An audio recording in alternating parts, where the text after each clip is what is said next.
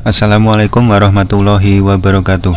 Halo teman-teman, jumpa lagi dengan saya Imam Syah. Pada video kali ini saya mau membahas salah satu saham dengan kode emiten yaitu DSNG, PT Dharma Satya Nusantara Tbk.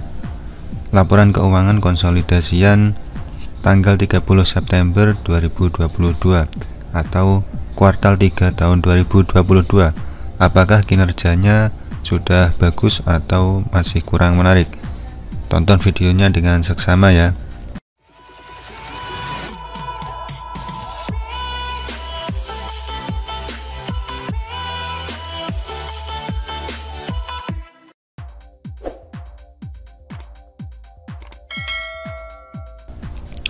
Baik teman-teman, sebelum kita lanjut membahas lebih lanjut tentang laporan keuangan kuartal 3 PT Dharma Satya Nusantara Tbk atau DSNG, kita singgung sedikit tentang pergerakan harga saham DSNG.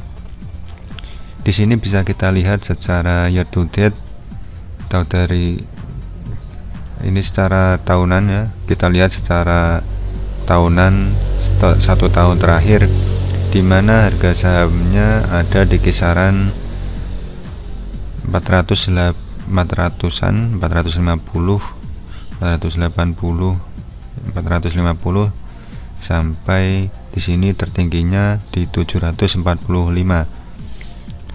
Kalau secara 1 tahun terakhir dari November tahun lalu itu ada sedikit kenaikan, tetapi memang range-nya ada di kisaran 450 sampai 700. Cenderung sideways untuk harga saham DSNG. Baik, itu untuk pergerakan harga sahamnya.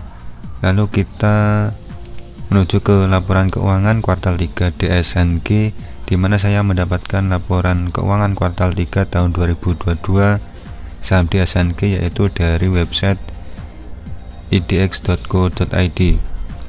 Teman-teman bisa mencari laporan keuangan atau laporan tahunan saham-saham yang diinginkan di website idx.co.id. Baik, langsung kita membahas satu persatu untuk laporan keuangan kuartal 3 2022 saham DSNG.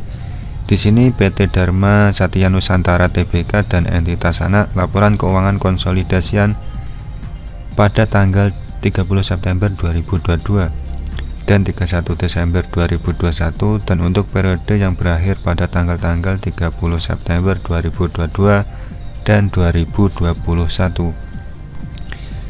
Baik, kita langsung bahas untuk laporan yang pertama yaitu laporan aset.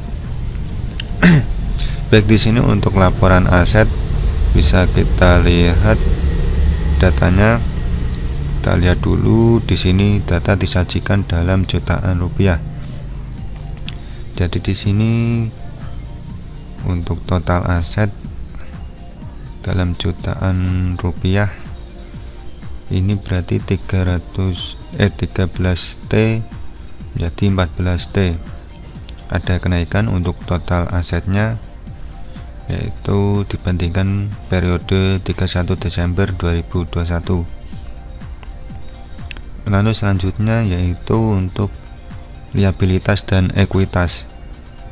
Di sini untuk liabilitas, total liabilitas ada dari 6,6T menjadi 6,9T.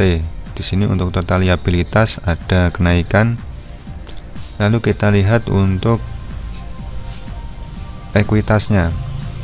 Di sini untuk ekuitas, total ekuitas dari 7,025T menjadi 7,711T. Di sini ada kenaikan untuk total ekuitas, jadi untuk total liabilitas dan ekuitas di sini ada kenaikan.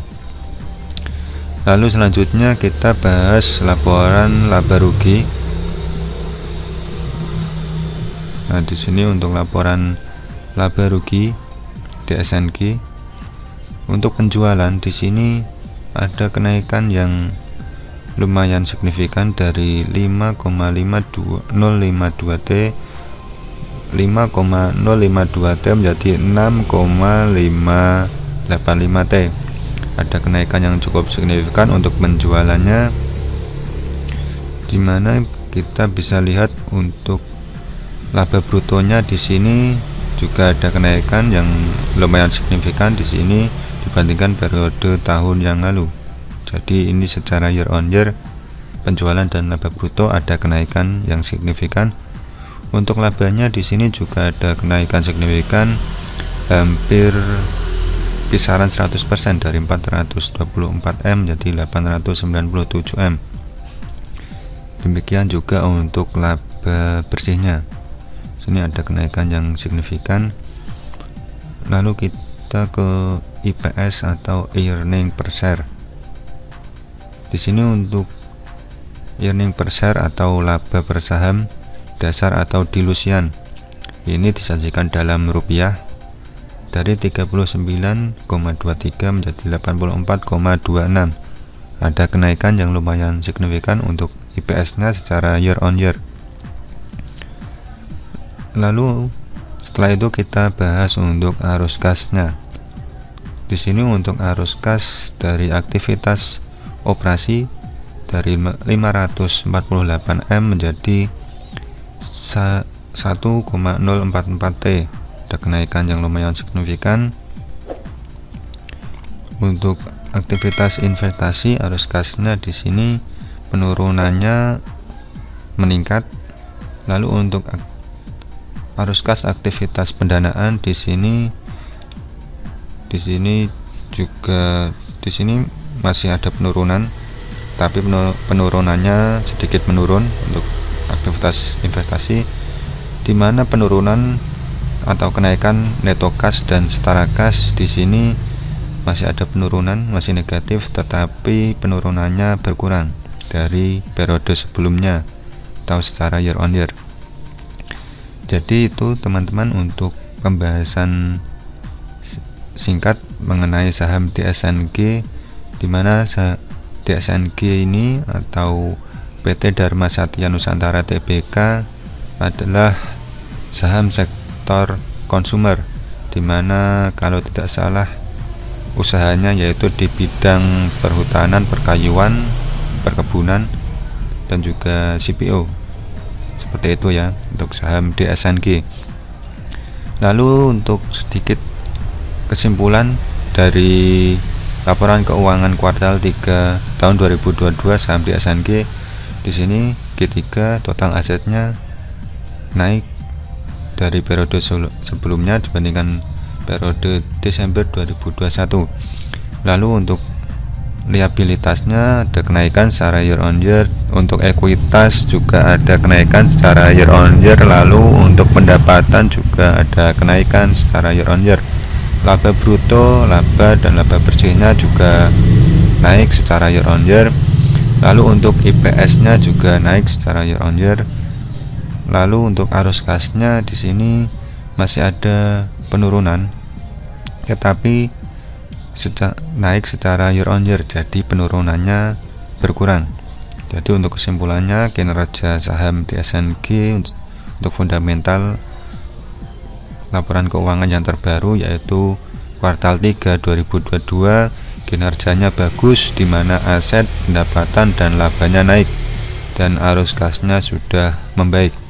Jadi itu teman-teman sedikit penjelasan terkait dengan saham DSNG. Jika teman-teman ada pertanyaan, tulis saja di kolom komentar.